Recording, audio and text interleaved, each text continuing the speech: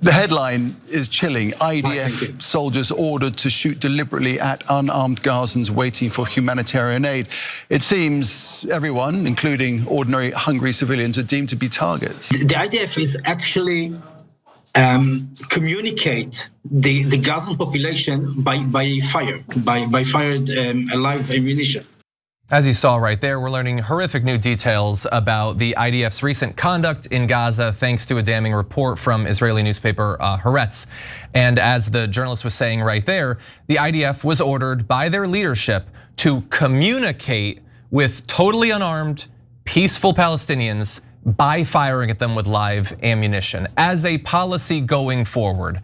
And these details are horrific, the numbers are terrible, but we're gonna run through all of it because not nearly enough people are paying attention to this story anymore, particularly with what's going on with Iran.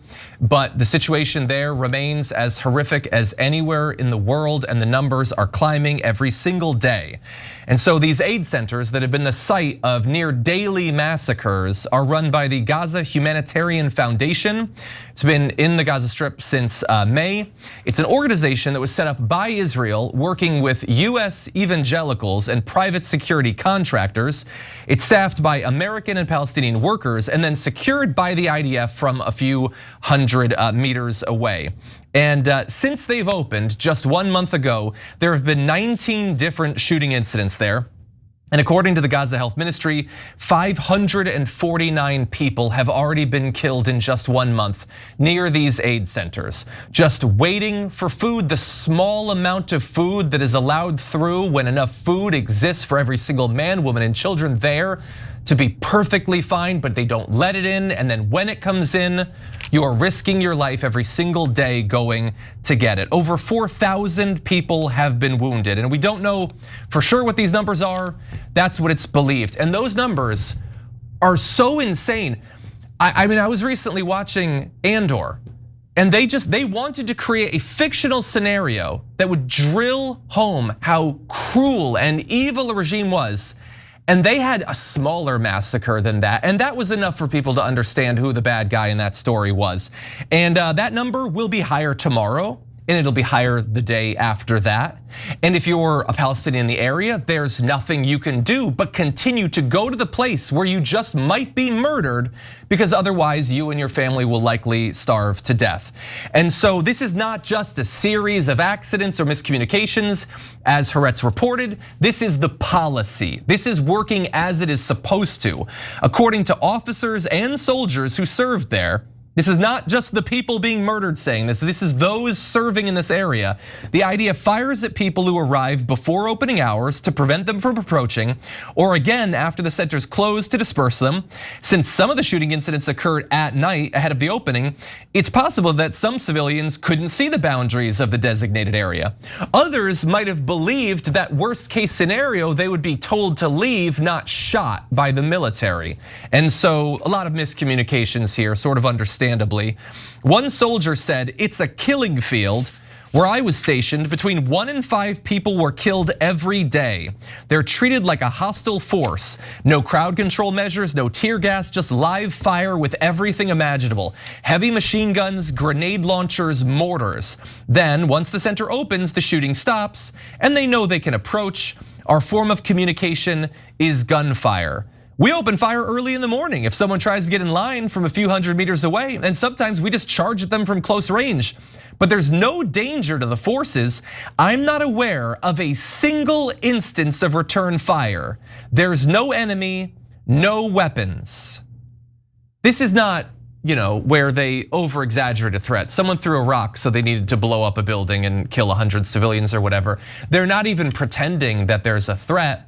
They just don't want to talk to the people. They don't want to communicate with them, see them as humans. So instead, you shoot them. You kill 1, 2, 4, 7 people a day, and then the others, I guess, will get the message.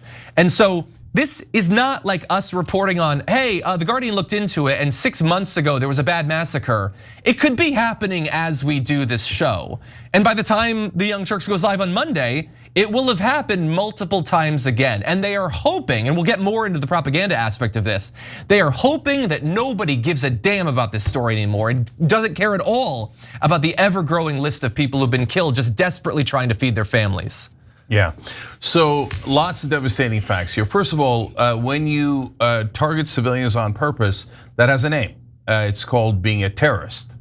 And so what I'm sick of is the racism in American media where if it's a Muslim that does something, terrorism, instantly. And half the time they don't even check to see if it's military or civilians. By the way, did you know that out of the 1,200 killed in Israel on October 7th, about 400 were military?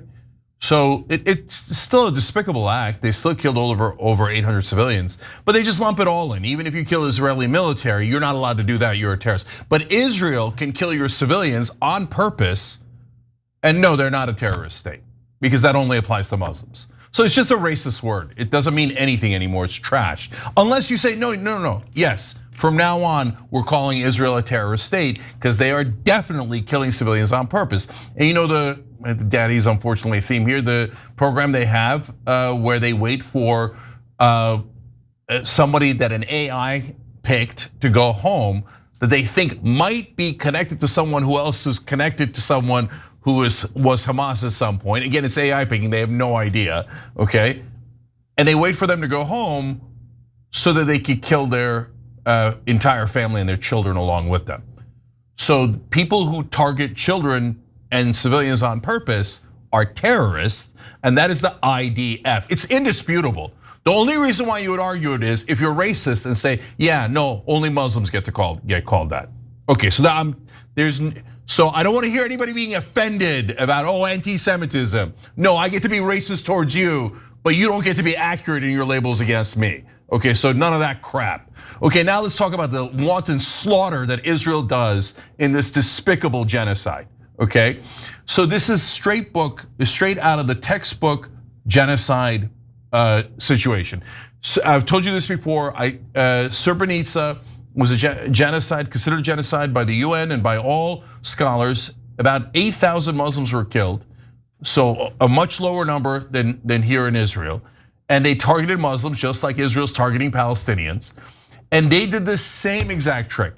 And the soldiers explained later in Srebrenica, the Serb soldiers, we realized that if we starved them, it would be easier to kill them, because then when they came to get the food that we brought them, they were sitting ducks, and then we just killed their civilians that were coming out for food. That's exactly what Israel's doing here.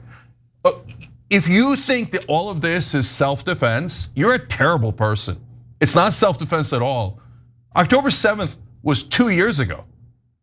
They're still claiming self-defense as they destroyed or damaged 92% of the buildings. Okay, here's another part of the story that's just a side part where they're like, by the way, they've hired American private contractors to literally destroy every home in Gaza.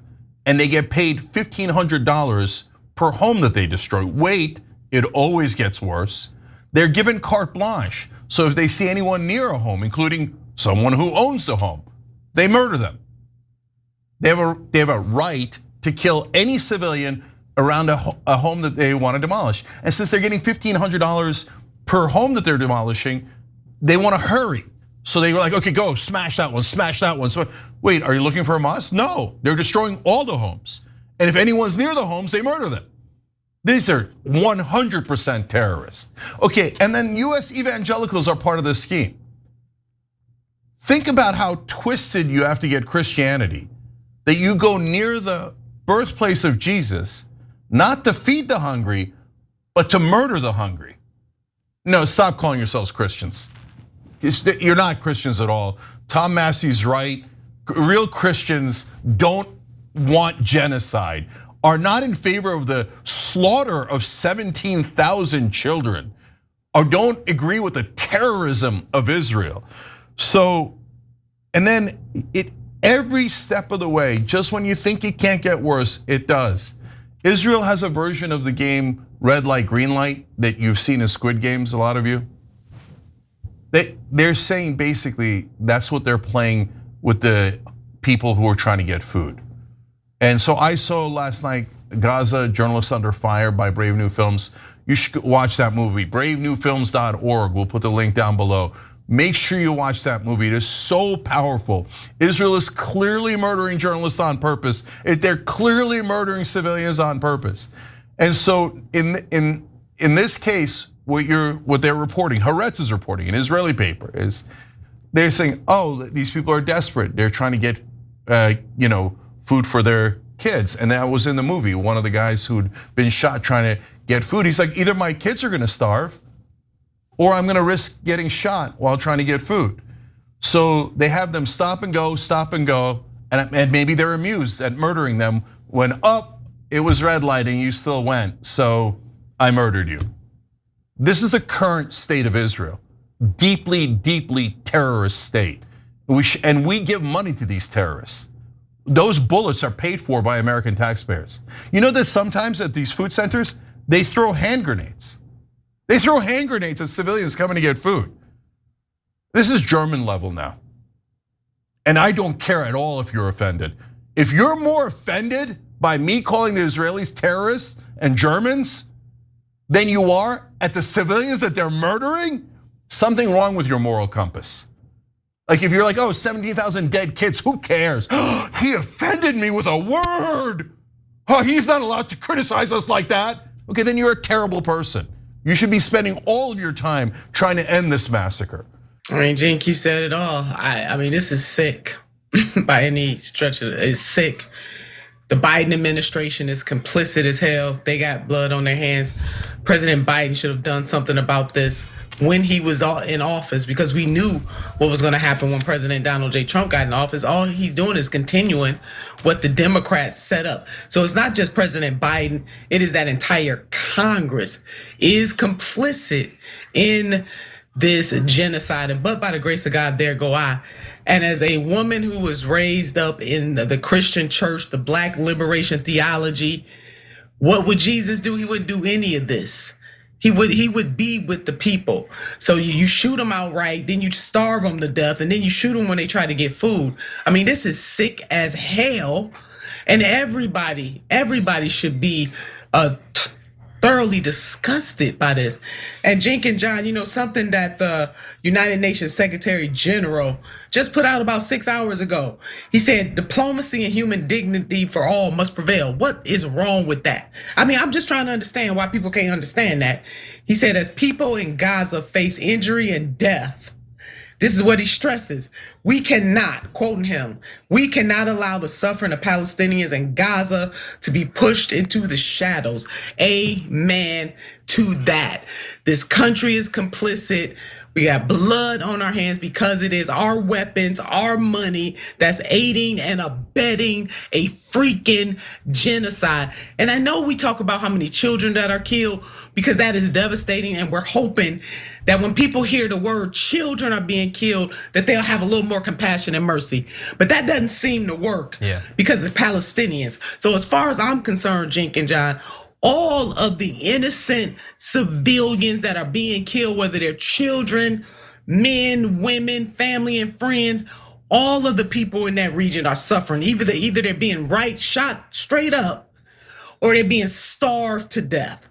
And let's think about the water, not getting enough water, the types of diseases that are bubbling up because of all those buildings that have been destroyed, the environmental damage that will take decades upon decades to remediate. This is a sickness. We are violating American law. We're violating the 620I.